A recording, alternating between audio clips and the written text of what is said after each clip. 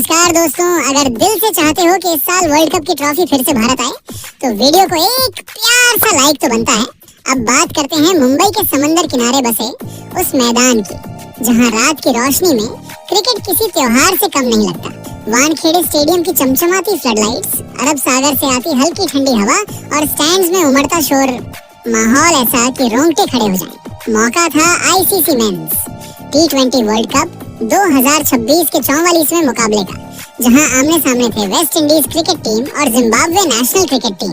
Toss जीतकर जब सिकंदर रजा ने पहले गेंदबाजी चुनी, तब शायद उन्हें अंदाजा नहीं था कि वानखेड़े की सपाट पिच और छोटी बाउंड्री आज कैरेबियाई बल्लेबाजों के लिए रन मशीन बनने वाली है। पारी की शुरुआत करने आए ब्रैंडन किंग और कप्तान शाई होप। दूसरे ही ओवर में किंग ने रिचर्ड नगारवा की बैक ऑफ लेंथ गेंद को मिड विकेट के ऊपर से ऐसे भेजा कि गेंद भी सोच रही होगी, भाई मुझे इतनी जल्दी बाहर क्यों भेज दिया।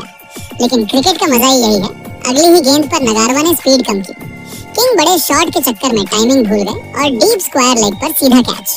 वेस्ट इंडीज को पहला झटका और जिम्बाब्वे की वापसी। फिर क्रीज पर आए शिमरॉन हेटमायर और बस यहीं से कहानी में ट्विस्ट शुरू। पहली ही गेंद पर फाइन लेग की तरफ ऐसा फ्लिक चौका कि फील्डर सिर्फ गर्दन घुमाते रह गए। अगले ओवर में एक 140 की रफ्तार वाली गेंद को पुल करके उन्होंने साफ कर दिया कि आज उनका बैट साइलेंट नहीं रहने वाला। बीच में जिम्बाब्वे को मौका मिला जब एक आसान सा कैच टपक गया और शायद वही पल मैच का असली टर्निंग पॉइंट बन गया, क्योंकि उसके बाद हेटमायर रुके ही नहीं। दूसरी तरफ शाई होप ने भी कवर ड्राइव से क्लास दिखाई, लेकिन ब्रैड इवांस की धीमी गेंद पर टाइमिंग गड़बड़ा गई और डीप मिड विकेट पर लाजवाब कैच ने उन्हें 14 रन पर चलता किया। पावर प्ले खत्म हुआ तो स्कोर था 54 पर 2 विकेट। ठीक ठाक शुरुआत, लेकिन असली तूफान तो अभी बाकी था। जैसे ही स्पिनर आए, हेटमायर ने कदमों का इस्तेमाल करते हुए ग्रीन क्रीमर के ओवर में लगातार 2 गगनचुंबी छक्के जड़ दिए। एक शॉट तो स्टैंड्स की ऊपरी मंजिल में जा गिरा और कमेंटेटर भी बोल उठे, ये गेंद ढूंढने में वक्त लगेगा। फिर आया वो ओवर जिसका इंतजार हर फैन को था।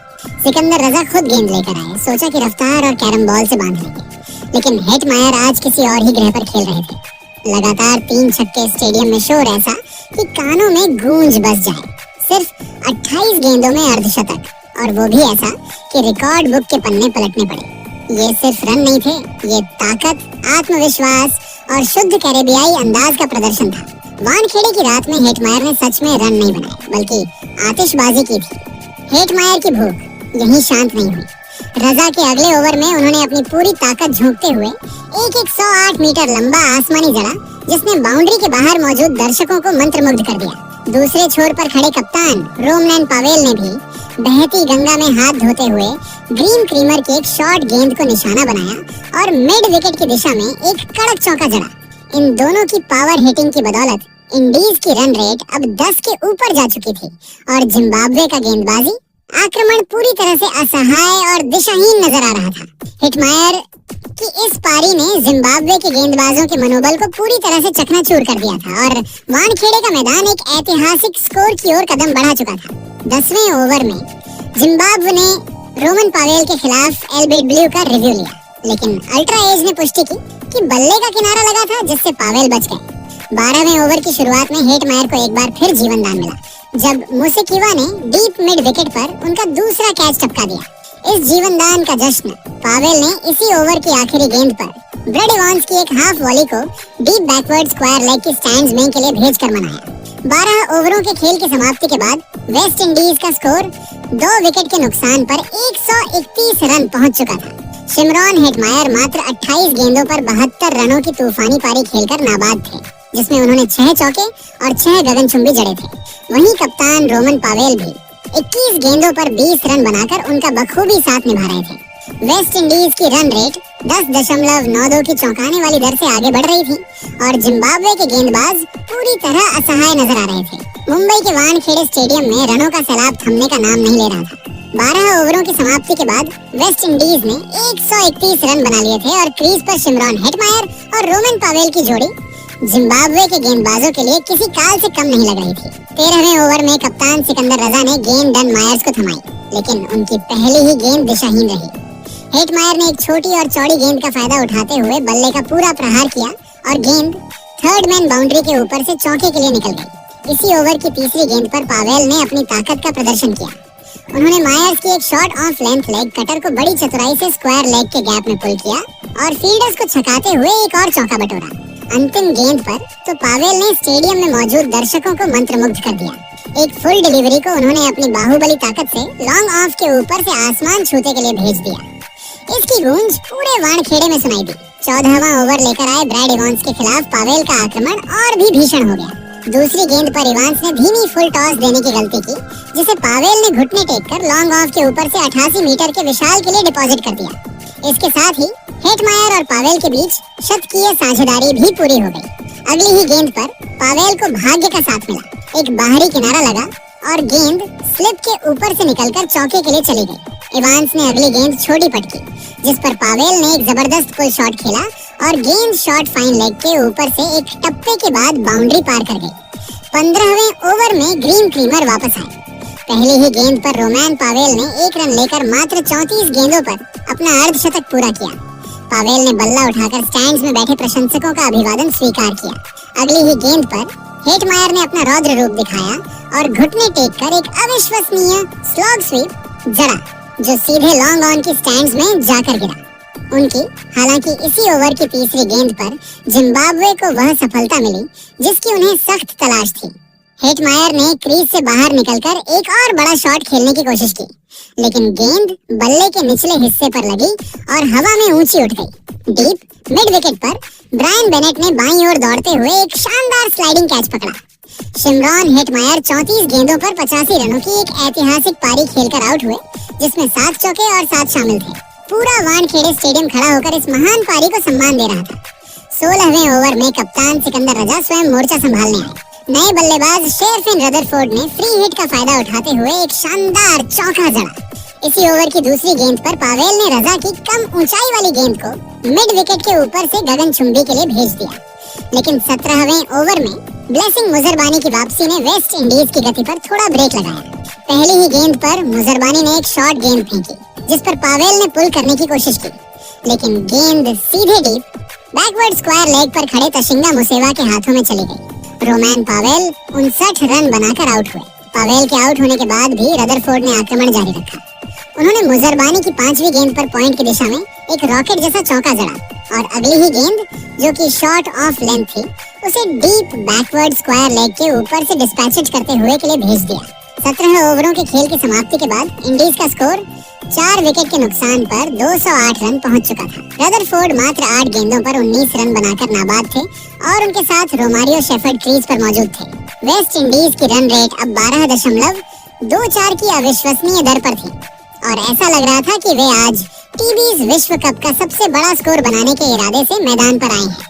जिम्बाब्वे के गेंदबाज मुजरबानी और रजा अब केवल रनों के इस सैलाब को रोकने की नाकाम कोशिशें कर रहे थे।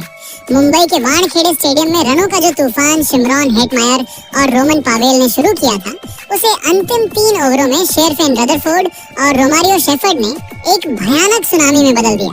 जब 17 ओवरों की समाप्ति पर वेस्ट इंडीज का स्कोर 208 रन था, तब किसी ने नहीं सोचा था कि अगले 18 गेंदों में स्कोर बोर्ड पूरी तरह से बदल जाएगा।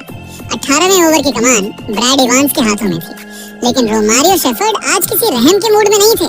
ओवर की 5वीं गेंद इवांस ने एक धीमी लेंथ बॉल डाली, जिसे शेफर्ड ने पहले ही भांप लिया।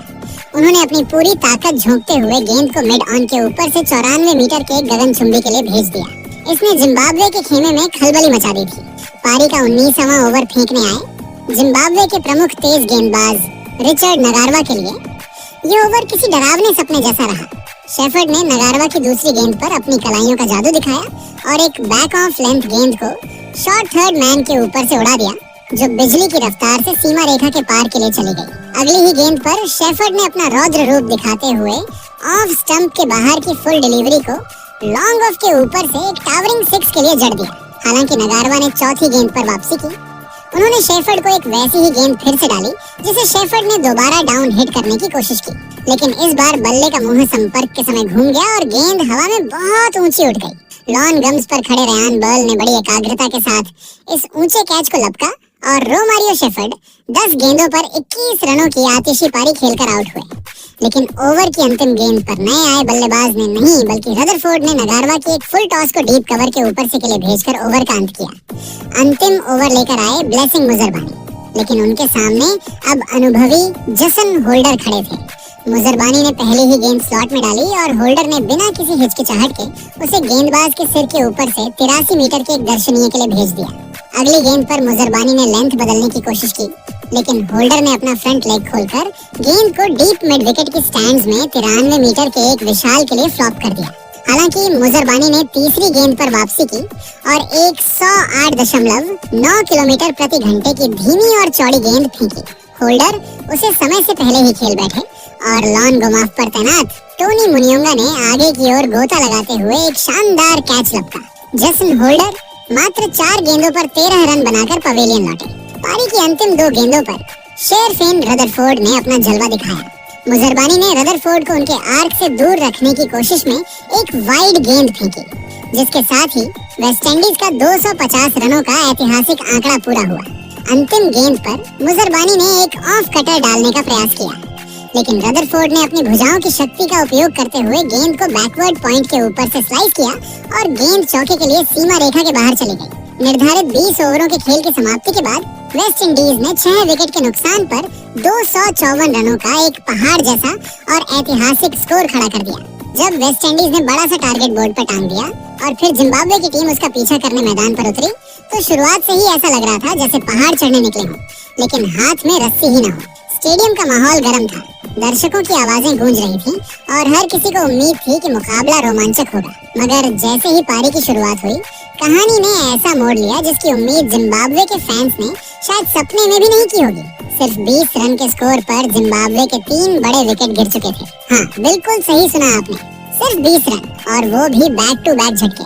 ऐसा लग रहा था जैसे वेस्ट इंडीज के गेंदबाजों ने पहले ही ओवर से ऐलान कर दिया हो कि आज मैदान पर राज उनका ही चलेगा। बल्लेबाज क्रीज पर आते, 2-4 गेंदें संभलते और फिर पवेलियन की ओर वापसी का रास्ता नापते नजर आते। ड्रेसिंग रूम में बैठे खिलाड़ियों के चेहरों पर चिंता साफ झलक रही थी। गेंदबाजी की कमान जब अखिल हुसैन और गुड़ाकेश मोती ने संभाली, तो मानो जिम्बाब्वे की मुश्किलें दोगुनी हो गई। दोनों स्पिनरों ने ऐसी सटीक लाइन लेंथ और चतुराई से गेंदबाजी की कि बल्लेबाज समझ ही नहीं पाए कि बचाव करें या हमला।